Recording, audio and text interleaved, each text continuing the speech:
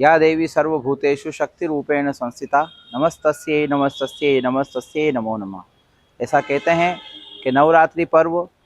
नवमी से ना पूर्ण होकर के दशहरे की ओर इंगित करता है कि जिस प्रकार हम शक्ति की आराधना करते हैं और शक्ति की आराधना के तुरंत बाद दशहरा पर्व मनाते हैं, जिसको हम विजयादशमी या दशहरा के रूप में उसको इंगित किया जाता है और उसी नाम से पुकारा जाता है। दशहरा देखा जाए तो विजयादशमी कहलाते हैं। इस दिन बहुत सारे मुहूर्त शुरू किए जाते हैं और ऐसे कहते हैं कि चाहे राजतंत्र हो या प्रजातंत्र हो या प्रशासकीय तंत्र हो, कहीं पर भी ज़्यादा समय तक आपको पद प्राप्त करना है या प्रतिष्ठा प्राप्त कर रखना है या अपने पद को बचाए रखना है, तो इस दिन शुरुआत की जाए तो बहुत समय तक, लंबे काल तक आप अपने पद पर बने रहते हैं। दूसरी तरफ हम बात करें कि आज विजयादशमी के दिन क्या होता है कि रावण की पूजा तो लोग रावण का दहन तो लोग करते हैं, लेकिन रावण दहन के साथ में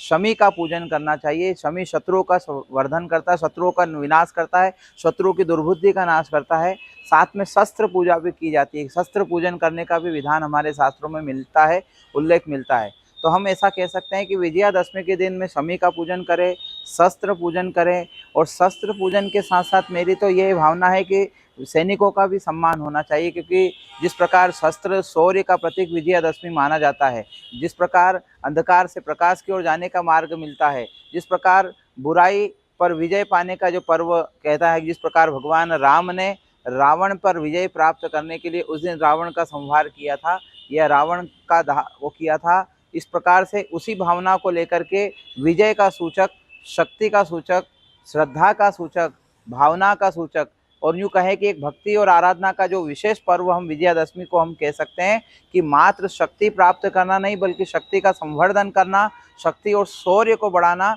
इसलिए शमी का पूजन करना, शास्त्र का पूजन करना और सैनिकों का भी सम्मान किया जाना चाहिए। जिस प्रकार से लोग रावण का दहन करते हैं, उस प्रकार से इस दिन ये संकल्प लेना चाहिए कि हम अपने अंदर क्रोध को आने नहीं देंगे, अहंकार को आने नहीं देंगे, क्योंकि क्रोध और अहंकार रूपी जिस प्रकार से रावण था उसका दहन हुआ और उसका संहार हुआ, उसी प्रकार से आज ये संकल्प लेने का अवसर है। जिस प्रकार मन से आदमी संकल्प लेता, मनसा वाचा कर्मणा, मन वचन और कर्म से हम शुद्ध होकर के शस्त्र का और देवी शक्ति का, शौर्य का पूजन करें। जिस प्रकार से लोग आराधना करते हैं शक्ति की, उस शक्ति का संवर्धन करने के लिए जिस प्रकार राम ने बुराई का अंत किया था, उस प्रकार हम अपनी बुराई का अंत करें। और ये जो विजयादशमी है, 12